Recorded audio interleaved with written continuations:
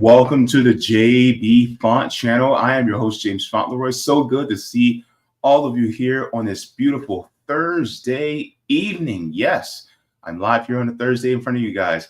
It is May 1st, 2025. Happy May Day to every single person out there, to all you workers and all the proletariat. Good to see you all here on this beautiful May Day across the world. Also, by the way, if you guys have not already, go ahead and give a like to the stream. That helps me out. So thank you very much. And so I can be able to reach more people. Also, if you guys like to, you guys can subscribe to my Substack at jaybefaunt.substack.com so you can get those email notifications whenever I go live, upload clips, or write any articles. You have that there. Also, if you guys would like to send me something to react to, you guys can send me something to react to on QBounty, or if you guys just have a question you guys want me to give a video answer, you guys can send it at qbounty.com/JBFaunt. So thank you so very much for that. Welcome back to all of you. We're doing a reading again tonight, and it's going to be a good one.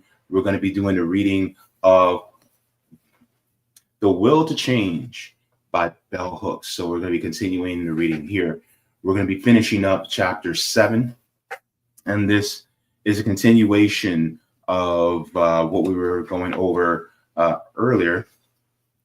It's been a few weeks since I got back into the book, but this chapter 7 was called Feminist Manhood, so we're going to be finishing this up. And what does Bell Hooks really mean by feminist manhood, and how does this incorporate into the larger capitalist narrative, right? We're going to be going over that right now. And so before I get into it, just want to say hello to people in the chat. If there's anybody in the chat, go ahead and say hello. Good to see all of you here. We have Kate Mack coming in saying, how are you, love? Looking great as always. Thank you so very much. I'm doing better. I'm just going through the healing process, but it's going pretty good. So thankfully, yeah, that's how it's going. So it's numbers are improving, and I put it this way: the medical professionals that are overseeing my health are happy for the most part. So that's one good thing, right? We have Windshine coming in from the Twitter side saying, hi, well, hello, good to see you. Welcome, and good to have you here as well. So what are we going to be doing today? So we're going to get into the book, right? What are we here today? All right. We're going into The Will to Change, Men, Masculinity, and Love by Bell Hooks. So we're going to be continuing the reading of chapter 7, part 2. So I hope you guys, if you don't have your own copy, if you guys just want to listen to me, that's fine, but we will be discussing this as we move forward. So you guys ready? All right, let's get into this right now, because this is going to be very profound in many ways, especially for those of us who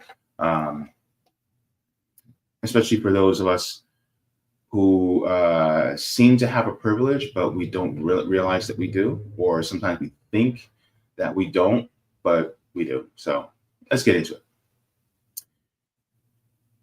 To offer men a different way of being, we must first replace the dominator model with a partnership model that sees interbeing and interdependency as the organic relationship of all living beings. In the partnership model, selfhood, whether one is female or male, is always at the core of one's identity. Patriarchal masculinity teaches males to be pathologically narcissistic, infantile, and psychologically dependent for self-definition on the privileges, however relative, that they receive from having been born male. Hence, many males feel that their very existence is threatened if these privileges are taken away. I'm gonna stop right there. So the privileged equality feels like oppression. When we talk about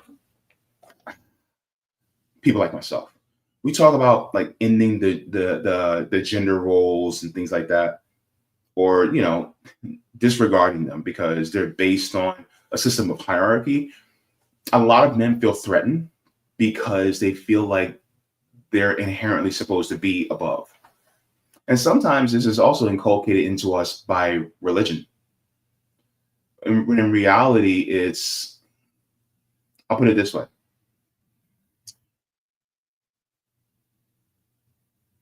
Typically, what some uh, duties that women and men do in society, one's not better than the other, it's just different. But at the same time, it doesn't mean that that role should have to be occupied based on the genitalia that you have between your legs. You know what I mean? But then if you try to occupy a different role that they predetermine for you, then they feel that is a threat. See what I mean? So that's part of what I've taken away from this. It continues. In a partnership model, in a partnership model, male identity, like his female counterpart, would be centered around the notion of an essential goodness that is inherently relationally oriented, rather than assuming that males are born with the will to aggress. The culture would assume that males are born with the inherent will to connect. Feminist masculinity presupposes that it is enough for males to have value, that they do not have to do, to perform, to be affirmed and loved. I'm going to read that again just for clarification. Feminist masculinity presupposes that it is enough for males to have value, that they do not have to do, to perform, to be affirmed and loved. Meaning, and men who are watching this, you guys contribute to this. Our value is based upon what we produce, not who we are.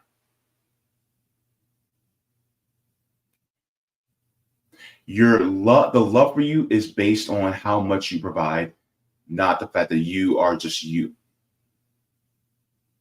Basically meaning that a man does not have inherent value. And we constantly tell ourselves this. We don't have inherent value. Men, we demean ourselves in that way. Right? Based on what? How ambitious we are, or how much money we make. Now, of course, you do the best you can, but not every man is capable of doing everything in the same way. But we're judged by the metrics of some men as opposed to others. Would somebody look at somebody like a Jeff Bezos and go, well, he's a real man? Does anybody ever question Jeff Bezos' masculinity? Jeff Bezos can walk out of his, he can walk off of his Gulfstream jet or, off his yacht in a tutu and fishnets, and people still wouldn't question his masculinity because he's a multi-billionaire. Oh, because he provides. But let some dude that works hard, in a tire repair shop, with grease stains all over his uniform, and he doesn't make enough to even make a full living wage, and he's not seen as much of a man because he doesn't provide enough. Even though he works hard, even though he cares about his family, even though he may be emotionally regulated. That's how society is built. It is built around us only having value based on what we do, not who we are.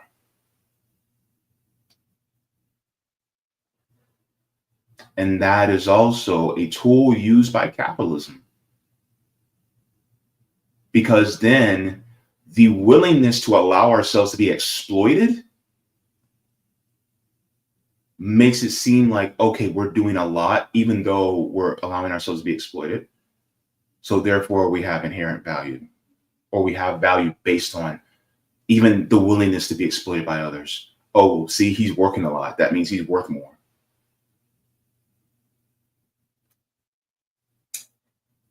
I think we have it ass backwards.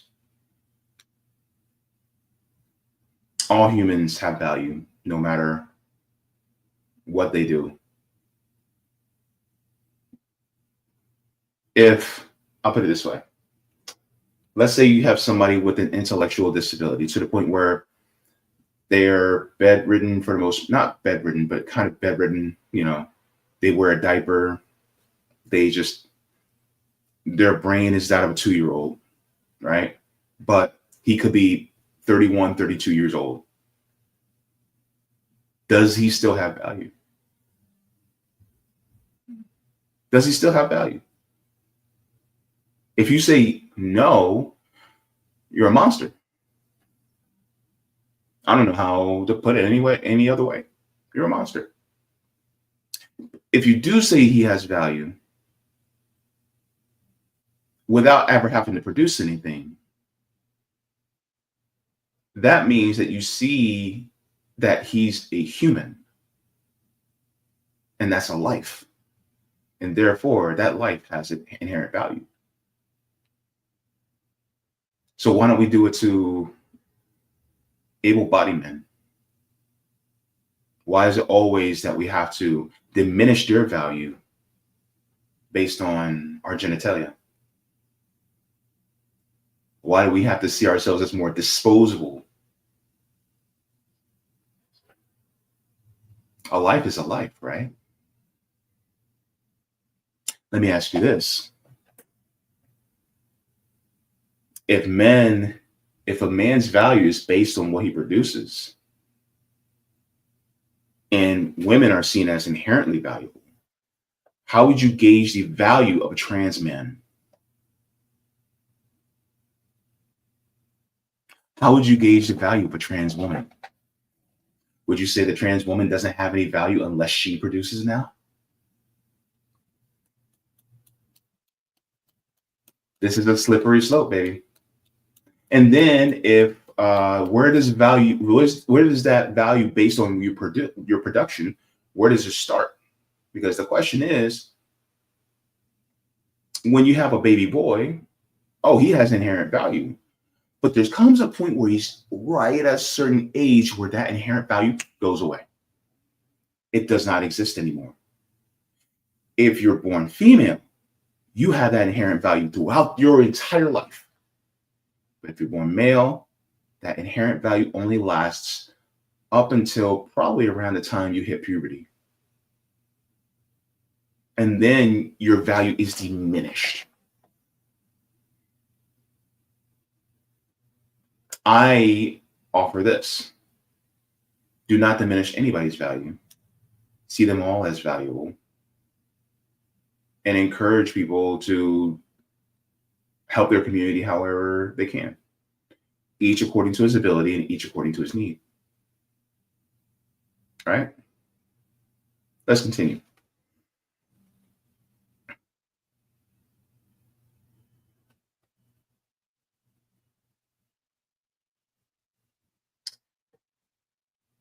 No matter how many modern day seers assure us that power struggles are not an effective model for human relations, imperialist, white supremacist, capitalist, patriarchal culture.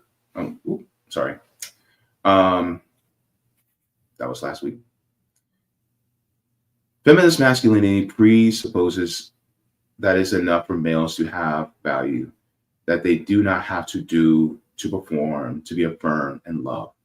Rather than defining strength as power over, feminist masculinity defines strength as one's capacity to be responsible for self and others.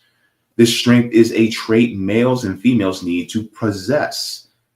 In The Courage to Raise Good Men, Olga Silverstein stresses the need to redefine male sex roles in ways that break with sexist norms. Currently, sexist definitions of male roles insist on defining maleness in relationship to winning, one-upmanship, domination, until we are willing to question many of the specifics of the male sex role, including most of the 7 norms and stereotypes that psychologist Robert Levant names in a listing of his chief constituents: avoiding femininity, restrictive emotionality, seeking achievement and status, self-reliance, aggression, homophobia, and non-relational attitudes towards sexuality, we're going to deny men their full humanity. Feminist masculinity would have as its chief constituents integrity, self-love, emotional awareness, assertiveness, and relational skill, including the capacity to be empathetic, autonomous, and connected. The core of feminist masculinity is a commitment of gender equality and mutuality as crucial to interbeing in partnership in the creating and sustaining of life.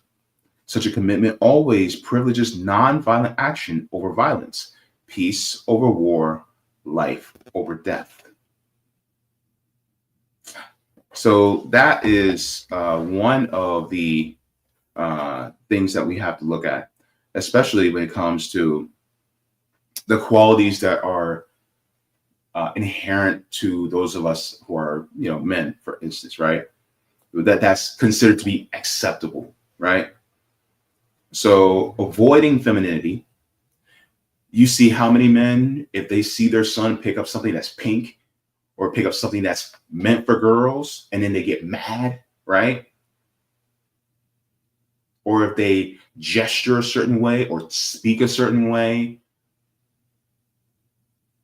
This is why you got a lot of men where if they behave in an effeminate way, they look at them, they're like, man, you need to toughen up. You need to be a man.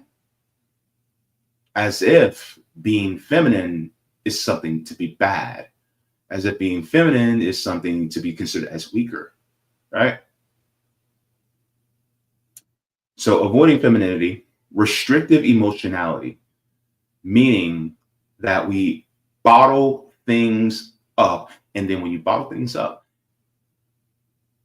pressure grows until you hit that one small little tiny straw and boom, you blow up at everybody. Why do you think most active shooters are male, particularly white male?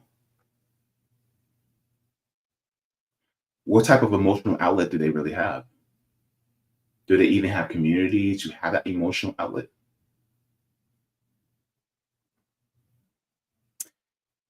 Seeking achievement and status, right? The achievement and status that a lot of us are taught to look for is really just to have the admiration of other men. Oh, you make this much money. Oh, you're in this position in the company. Oh, you have this many women coming after you, or you're sleeping with this many women, or you have this kind of car. See what I mean? It's always that seeking achievement and status, and that's considered to be normalized. Self-reliance, basically meaning individualism. I can do everything on my own. I don't need another person. That is antithetical to human nature, period. Individualism has never helped human beings to ever survive or even thrive in our somewhat or around 300,000 years of existence. Has not happened. Aggression.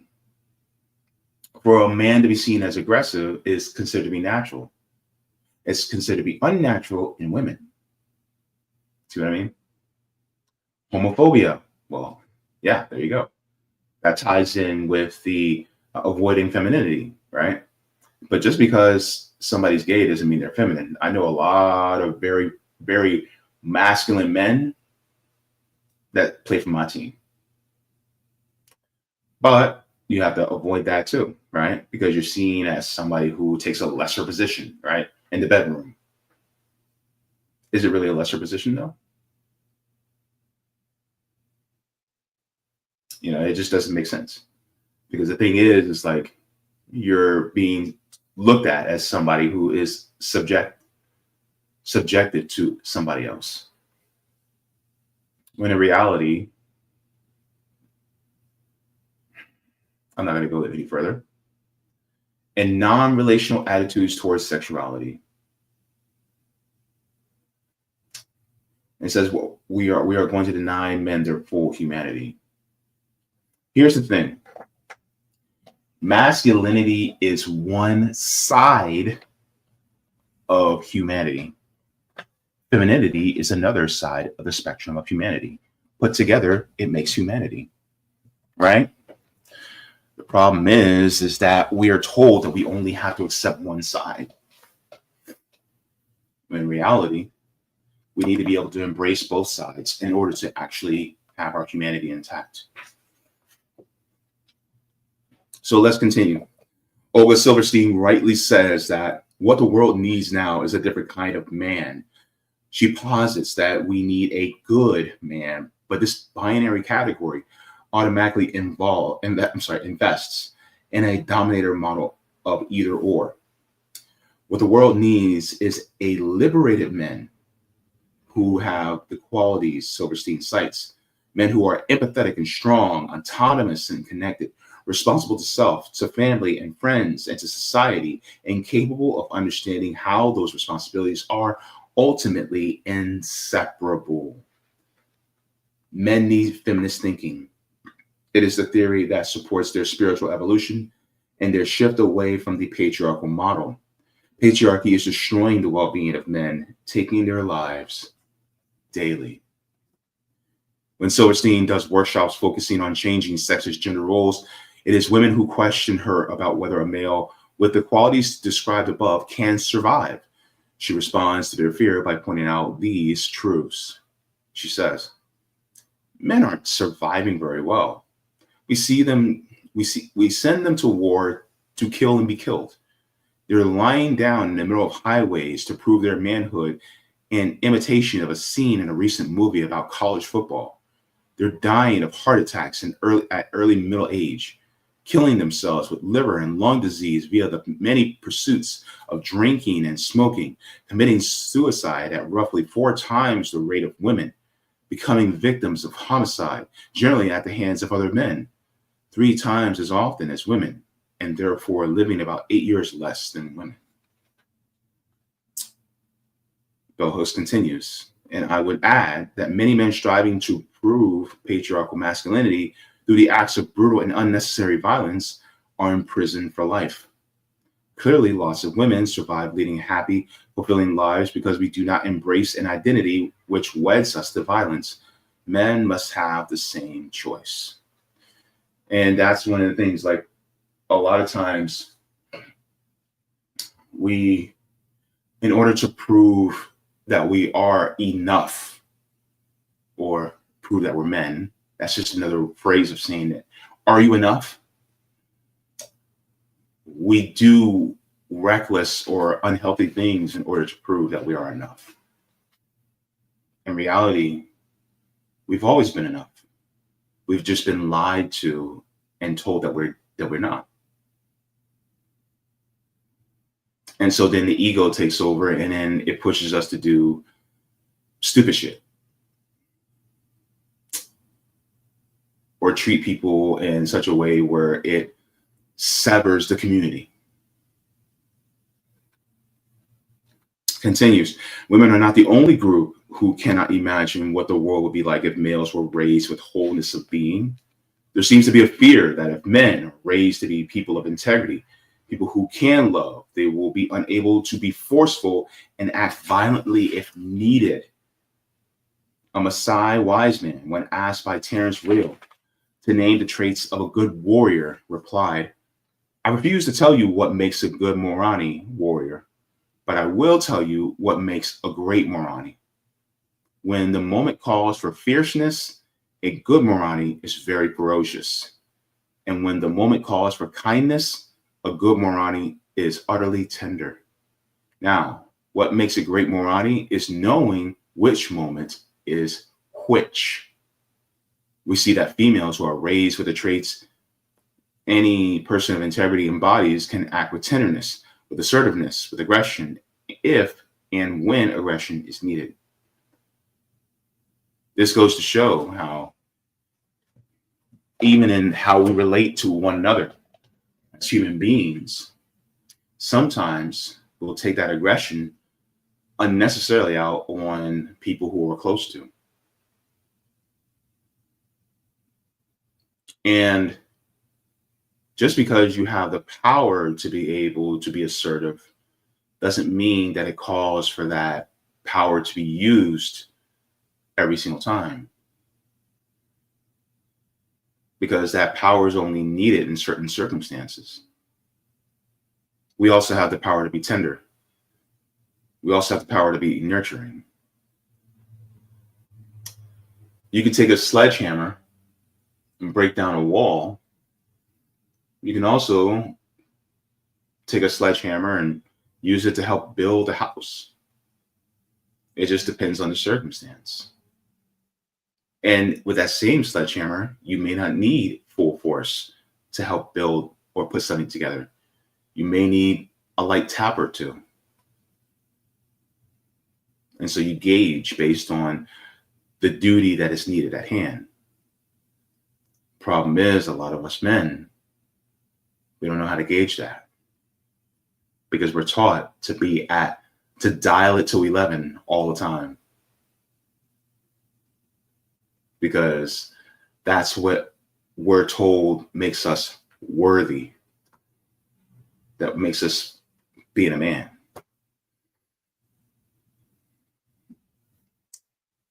Men who are able to be whole, undivided selves can practice the emotional discernment beautifully described by the Maasai wise men, precisely because they are able to relate and respond rather than simply react.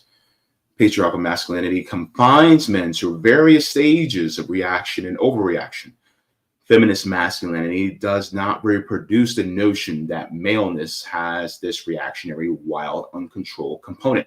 Instead, it assures men that those of us who care about men, that we need not fear male loss of control. The power of patriarchy has been to make maleness feared and to make men feel that it is better to be feared than to be loved. Whether they can confess this or not, men know that it is just not true. This fear of maleness that can inspire this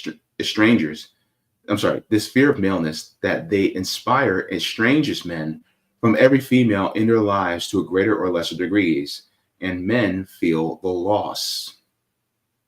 Ultimately, one of the emotional costs of allegiance to patriarchy is to be seen as unworthy of trust. If women and girls in patriarchal culture are taught to see every male, including the males with whom we are intimate, as potential rapists and murderers, then we cannot offer them our trust. And without trust, there is no love. So the thing is like, patriarchy really we get in our own way by embracing patriarchy. And so our female counterparts see us as just dangers, risks. Remember that whole debate that happened about would a woman rather be alone in the woods with a bear or a man? And most women were saying they would rather be alone in the woods with a bear, because they know exactly what they're getting with the bear. With the man, they don't know. See, they trust a bear to do what the bear does. But men, well, some of us can be unpredictable. And so, of course, can't love somebody if you don't trust them. When I was a girl, my father was respected as the patriarchal provider and protector of our family. And he was feared. That ability to inspire fear was to him the sign of real manhood. Even though the knowledge that our dad could take care of his own was comforting, the moment he unleashed that will to do violence on us, his loved ones, we lost him.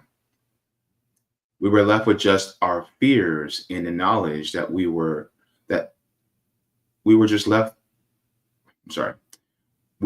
with just our fears and the knowledge that there was no emotional connection great enough to soothe and transform our father's violence to keep him connected.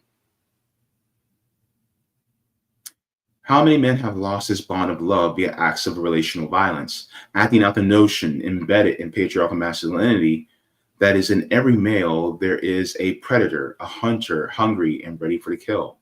Silverstein argues that men suffer by the patriarchal insistence that they enact rituals of alienation that lead to estrangement from women.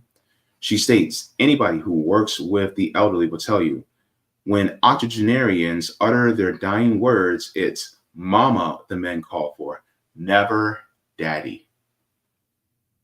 These men may not even be calling out for an actual mother, but for the symbolic mama who stands for nurture, care, connectedness. Those loving presence lets us know that we are not alone. That's tough.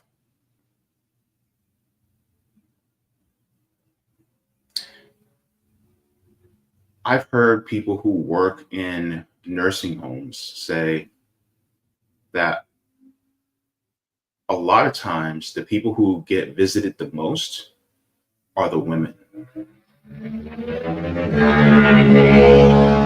Whether it be the mothers, the grandmothers, the aunties, the great grandmothers, the sisters, they get more visits than pop or grandpa, right? Or uncle or dad. The men don't get visited as much. It's sad, but that's typically how it is because men aren't seen as nurturers because we don't embrace that side of ourselves.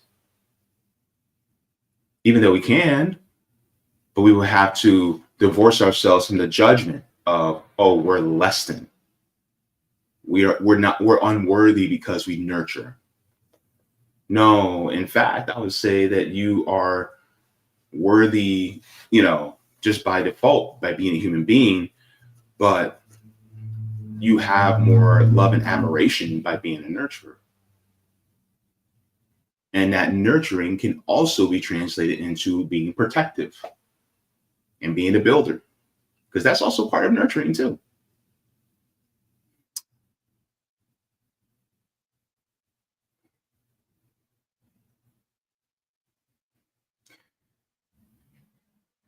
Patriarchal masculinity insists that real men must prove their manhood by idealizing aloneness and disconnection. Feminist masculinity tells men that they become more real through the act of connecting with others, through building community. How many times have we talked about building community by doing mutual aid and building dual power? Men, this is how you will help not just yourself, but other men throughout the community to grow, to be more emotionally well-rounded, more emotionally regulated, because you are now doing the work of bonding with your other fellow human beings.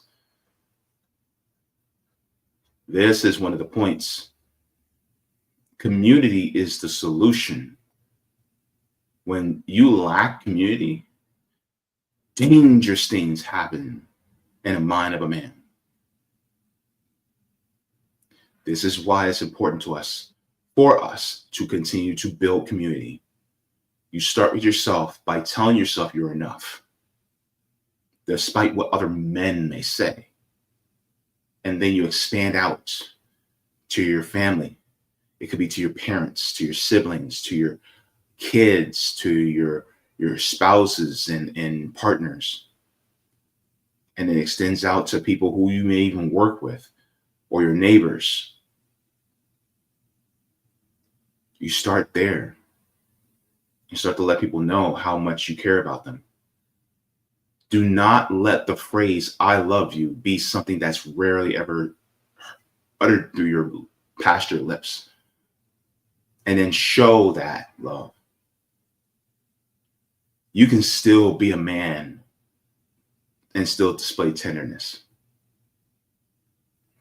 It is possible. You can definitely do it. Doesn't mean that you have to transform yourself into something that you're not It means you can upgrade yourself while still keeping your very essence and helping people to be the best version of themselves through your actions.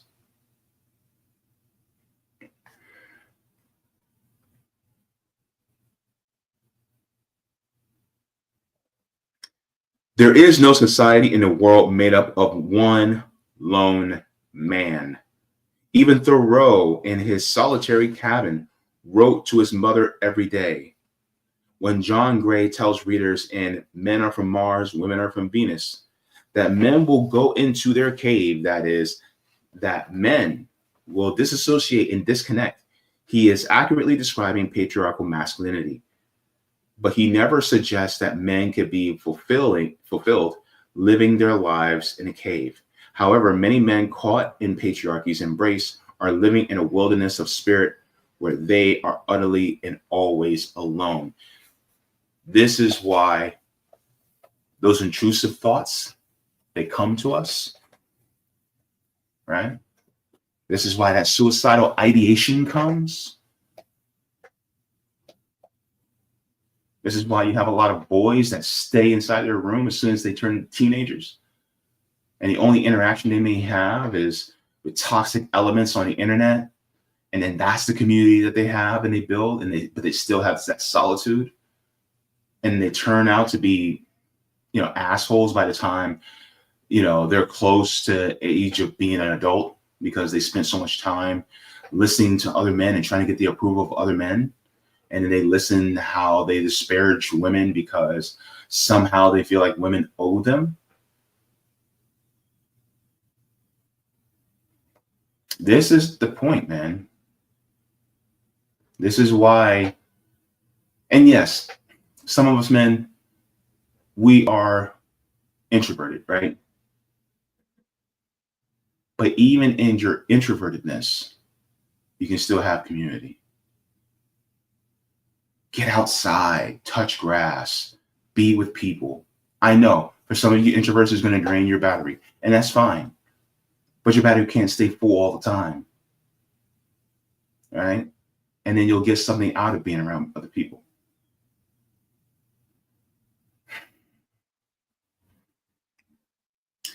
Feminism as a movement to end sexist domination and oppression offers us all the way out of patriarchal culture. The men who are awakening to this truth are generally younger men who are born into a world where gender equality is more a norm. Unlike older generations of men, they do not have to be convinced that women are their equals. These are the young males who take women's studies classes, who are not afraid to identify themselves as advocates of feminism. They're the feminist sons of feminist mothers. Hence, in his afterword to his mother's book, The Courage to Raise Good Men, Michael Silverstein praises his mother's work. The notion that men have lost touch with their mothers, have lost touch with their parts of themselves, is a powerful one, powerful enough to provoke change. I am proud that my mother has had the courage to open up these issues for me and herself, and for other mothers and their sons. These men are living examples of the ways feminist masculinity liberates men. Older generations of men who have shifted from sexist thinking to feminist masculinity were often moved by the women in their lives to make the changes in thought and action. But for many, it was the experience of assuming an equal parenting role that really transformed their consciousness and their behavior. I've had many conversations with men who, in parenting daughters, suddenly find themselves enraged by patriarchal biases that they had been unaware of or cared nothing about until the moment when they saw sexism began to threaten their daughter's action and being. Feminist theorists argued that from the onset of the movement, that there were men to participate in parenting in a primary way. They would be changed. They would develop the relational skills often seen as innate in women. Parenting remains a setting where men can practice love as they let go of a dominator model and encourage mutuality with women who parent with them and the children they share. Male domination does not allow mutual intimacy to emerge. It keeps fathers from touching the hearts of their children.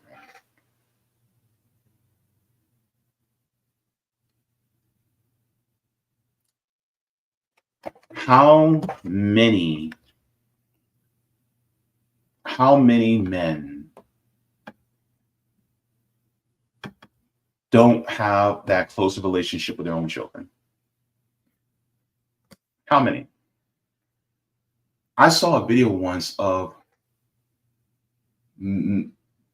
fathers with their grown kids, and the interviewer would ask, "When's your kid's birthday?"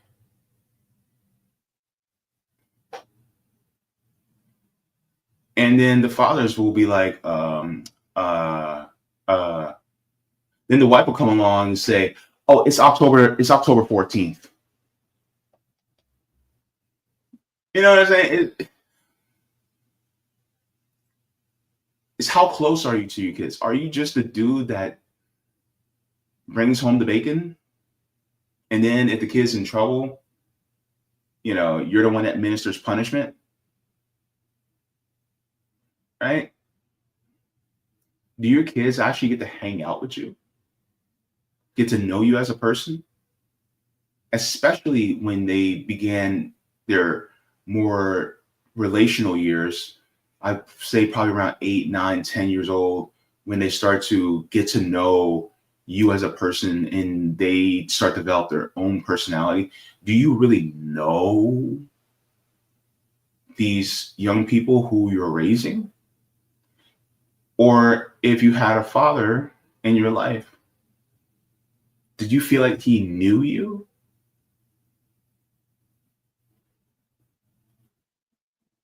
I think that's the point, is to be present, not just physically. A lot of times people are like, "Oh, my dad stayed in the house. We had a two-parent household, blah, blah, blah." It's like, yeah, that's fine. But was he there for you emotionally and mentally there for you?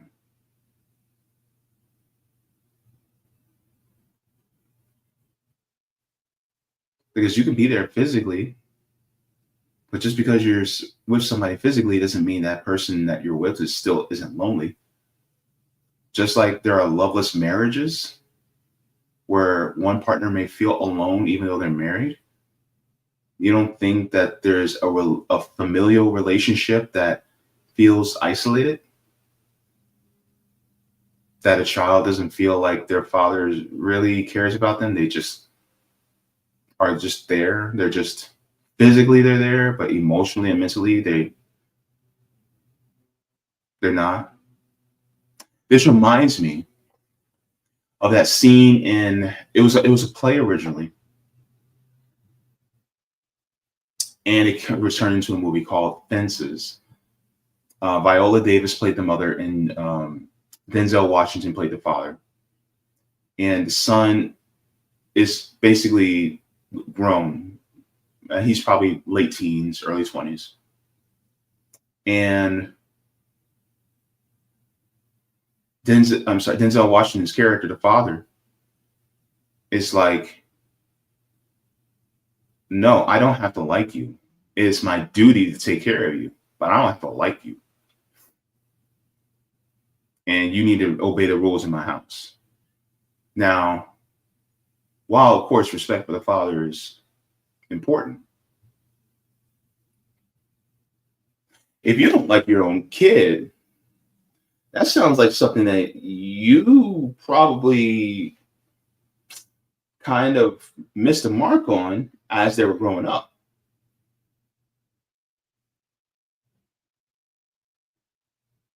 because that kid fell under your responsibility. You're the one that had them. The responsibility doesn't just fall on you physically, it's also emotionally and mentally that the responsibility falls upon you. So if you're not taking care of your child in an emotional and mental way as well as physically, because you can say, "I pay the bills, I make sure the lights on, I make sure they have all this different stuff." Yeah, that's fine and well and good and all, but what about here and here? What are you doing? But this means that you need to start embracing the other side of your humanity that we're told to be afraid of. We're told to be afraid of. But you have to be brave enough to resist the opinions of other men. You got to grow some guts, got to grow some balls, and look that other side of your humanity in the eye and say, I accept you. The hell with what these other men think. I don't need their approval to show that I am worthy.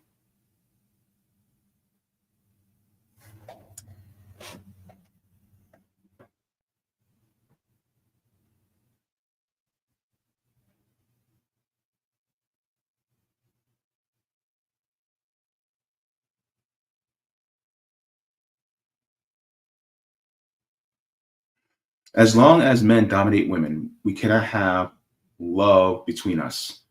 That love and domination can coexist. That love and domination can coexist is one of the most powerful lies patriarchy tells us all.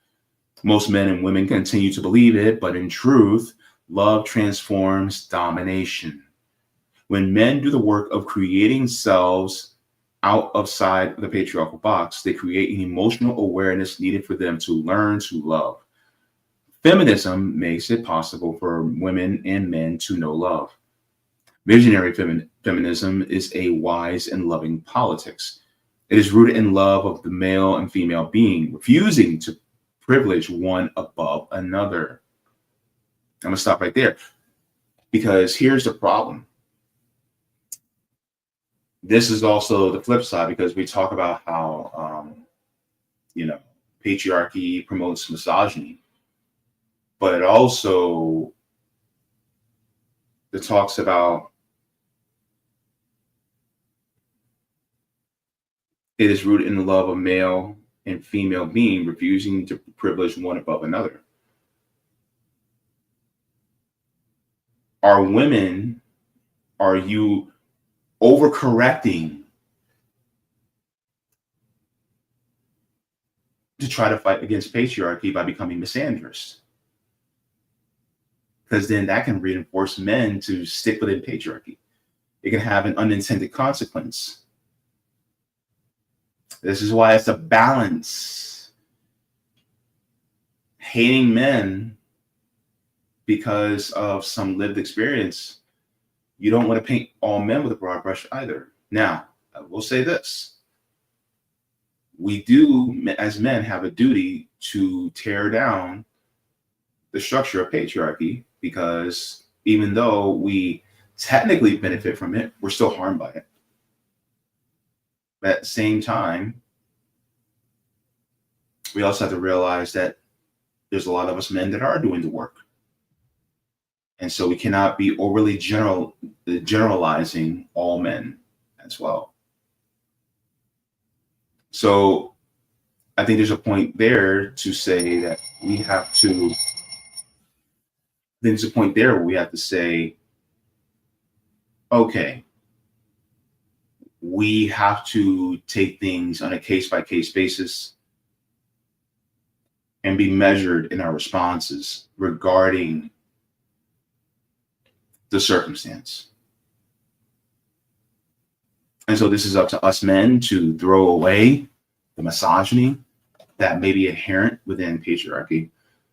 But also I think it's important that women don't become reactionary and think that all of us are exactly the same. And so I think that's the point. I think that's important too. Because then it may reinforce some men to continue that patriarchy too. It could be counterproductive. When in reality, we need to be building community together. Because we're all we got. The soul of feminist politics is to commitment to ending patriarchal domination of women and men, girls and boys. Love cannot exist in any relationship that is based on domination and coercion. Males cannot love themselves in patriarchal culture if their very self-definition relies on submission to patriarchal rules. When men embrace feminist thinking and practice, which emphasizes the value of mutual growth and self-actualization in all relationships, their emotional well-being will be enhanced. A genuine feminist politics always brings us from bondage to freedom, from lovelessness to loving. Quote, mutual partnership is the foundation of love. Feminist thought and action create the conditions under which mutuality can be nurtured, end quote. A true comrade and advocate of feminist politics, John Stoltenberg, has consistently urged men to develop an ethical sensibility that would enable them to love justice more than manhood. In his essay, Healing from Manhood, he shares that loving justice more than manhood is not simply a worthy pursuit, it is a future. As Stoltenberg explains, choosing loyalty to manhood over selfhood leads inevitably to injustice. Loving justice more than manhood relocates personal identity in selfhood relationally, reciprocally, and realistically. He, like other male advocates of feminist thinking, know firsthand that it is no easy task for men to rebel against patriarchal thinking and to learn to love themselves and others. Feminist masculinity offers men a way to reconnect with selfhood, uncovering the essential goodness of maleness and allowing everyone, male and female, to find glory in loving manhood. So that's it for chapter 7. Next, we're going to be going into chapter 8 next time. Popular culture, media, masculinity. We're going to be getting into that. I don't know if you guys can see because it's kind of bright. But yes, so we'll be getting into that soon. And now we're starting on page 125. So what do you guys think of chapter 7 so far? I think there's some really valid points there, especially in regards to how we operate as men. And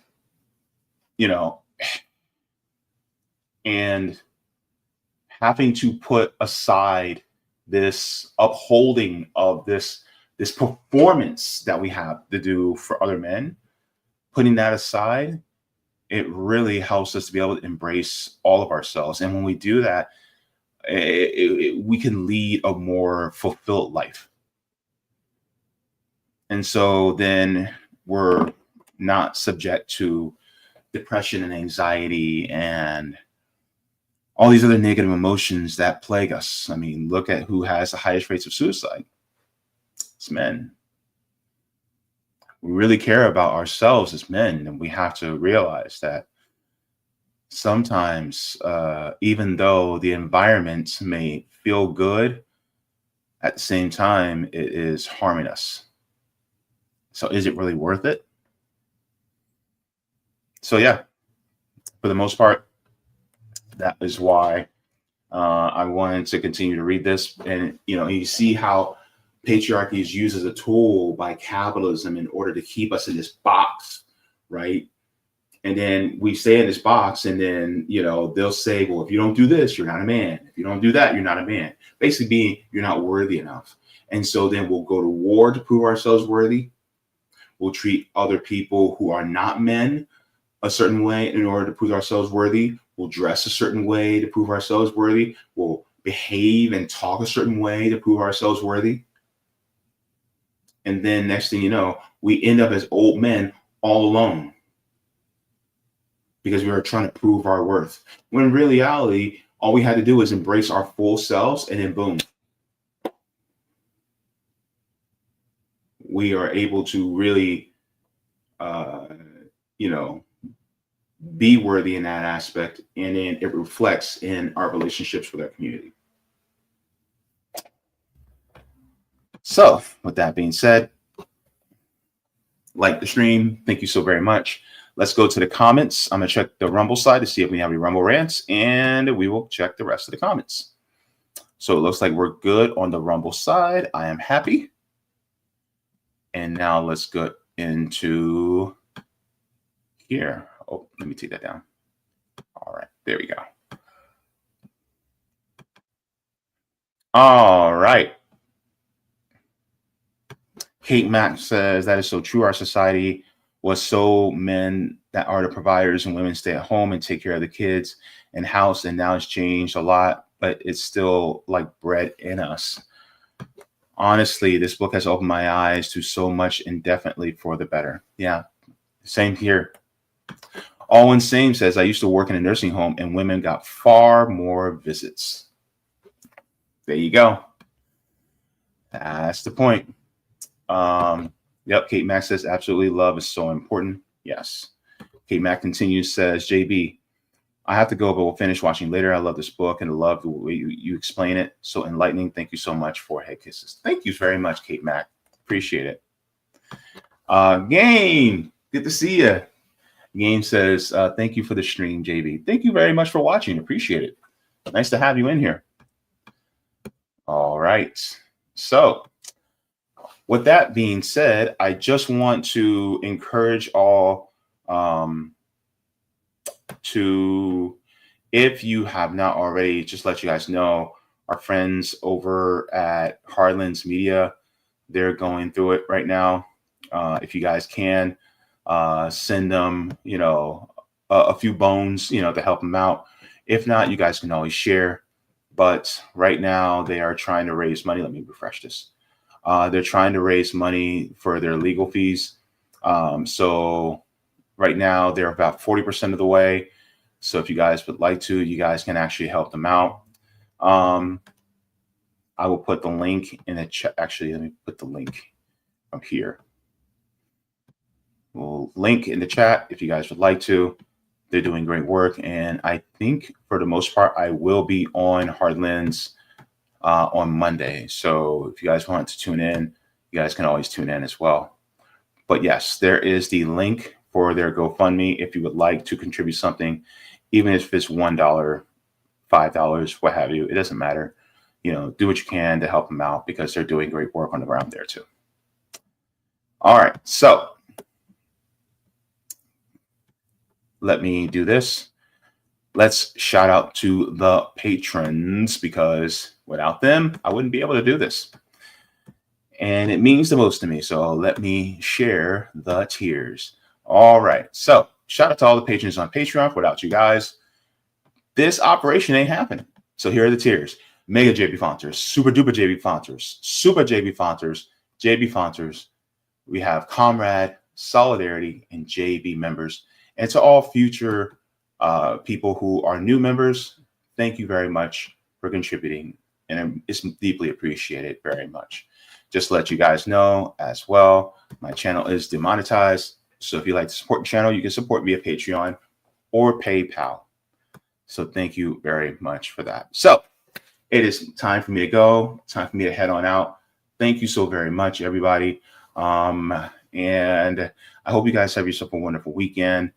It's going to be a nice weekend, right? And happy May Day to everybody. And I hope you guys have yourself a wonderful day. Fortunately for me, because I'm ending at 8 o'clock, Sabby's on vacation, so there's no Sabby show. This is why there wasn't a Sabby and JB show this evening on RBN. So you guys will see me on Sunday. So thank you very much to everybody for tuning in.